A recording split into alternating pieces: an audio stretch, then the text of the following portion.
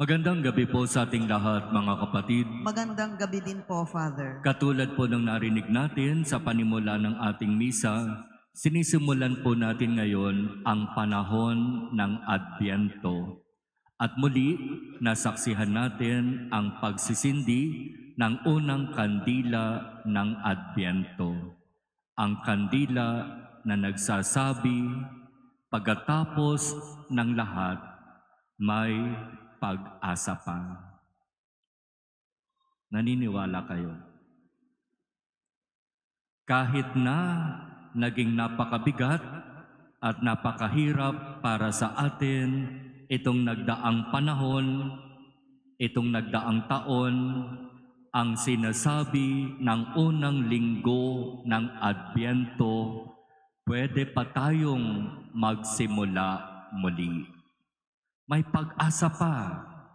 Huwag nating hayaan na tuluyan tayong mawalan ng pag-asa dahil sa mga nangyari sa ating buhay nitong mga nakaraang panahon. May pag-asa pa. Iyan ang palaging ipinapaalaala sa atin ng ating Panginoon. Anuman ang hindi magagandang nangyari sa buhay natin ngayon, huwag nating hayaan na tayo'y ibagsak ng lahat ng mga pangyayari na yan. Huwag nating hayaan tuluyan tayong maapektuhan ng kung anumang mga pangyayari sa ating buhay. May pag-asa pa. Iyan ang magandang ipinapaalaala ng unang linggo ng Adbyento. Darating at darating ang araw. Pagkatapos ng paghahanda natin sa panahong ito ng Adbyento, muli mararanasan natin ang malalim na kagalakang hatid ni Jesus na isisilang sa sabsaban. Gugunitain natin, aalalahanin nating muli ang napakagandang biyayang ito ng pagkakatawang tao ng anak ng Diyos. At sa pag-alaala nating iyon sa napakahalagang araw na ito ng pagsilang ng ating Panginoon, muli ibubuhos niya sa atin ang nag-uumapaw niyang biyaya.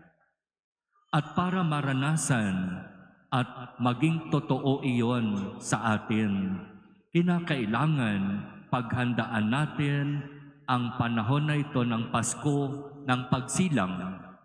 Kaya nga sa panahon ng Adbyento, sinasabi ng liturhiya ng simbahan, maghanda kayo.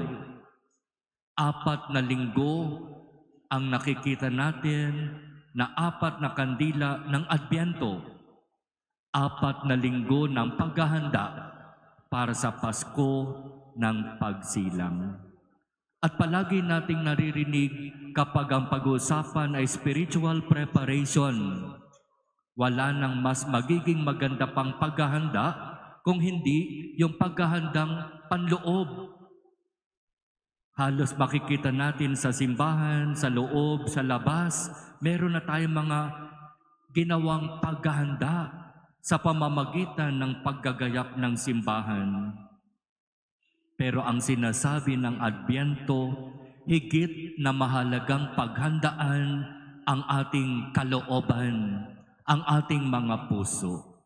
Kaya nga ngayong darating na Miyerkules, Huwebes, meron tayong naka-schedule na Advent Recollection at Advent Kumpisalan. Sa recollection, pagninilayan natin ang mahalagang mga linggo na ito ng Adbyento at ang pinakatampok na araw, ang Pasko ng Pagsilang. At iuugnayan doon sa napakahalagang celebration natin next year, Jubilee Year, ang mahalagang taon ng Jubileo. At sa Huwebes, Kumpisalan, panahon ng pagbabalik loob, ng paglilinis ng puso, ng paglapit sa Diyos ng buong kababaang loob para aminin Lord, nagkasala ako sa iyo.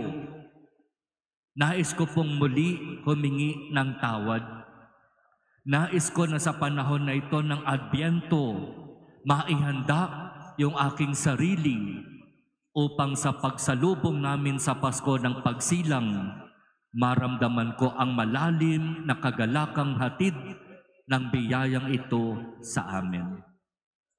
Kaya napakahalaga ng ipinapaalaala sa atin ng panahong ito ng Adbyento. Magsisimula tayong muli.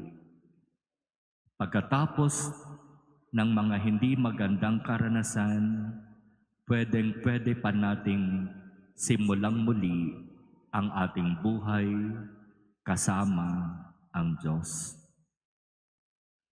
Kung susuriin natin ang ating naging buhay dito sa parokya, ano-ano ba yung mga masasabi natin maganda o hindi magandang nangyari?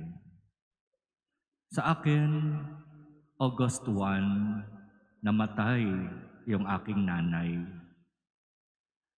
Ilang linggo ang nakakaraan, namatay ang ating kasamang pari. Kaninang umaga, nagbalik yung kanyang mga pamangkin para kunin yung kanyang mga personal na gamit at ilagay sa boxes para iuwi sa kanilang lugar sa Bicol. Napakabigat na mga pangyayari, di ba? Pero ang sinasabi ng liturhiya ng Adbyento, huwag nating hayaan na tuluyan tayong bumagsak sa mga naging sitwasyon na hindi maganda sa ating buhay. May pag-asa pa. Huwag nating hayaan na tuluyang tumigil ang ikot ng mundo para sa atin. May pag-asa pa.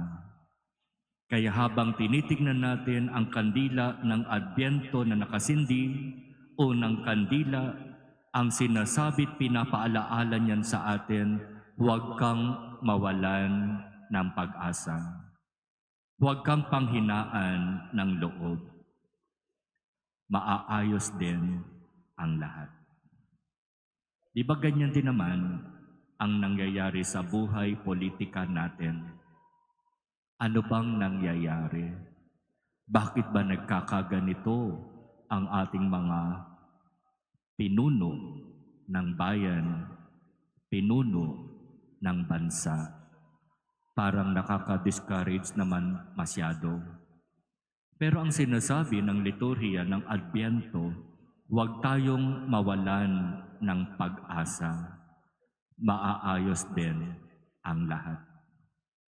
Kaya simulan natin ang panahong ito ng Adbyento na punong-puno ng pag-asa, nananalig na sa tulong at biyaya ng Diyos, maaayos din ang lahat.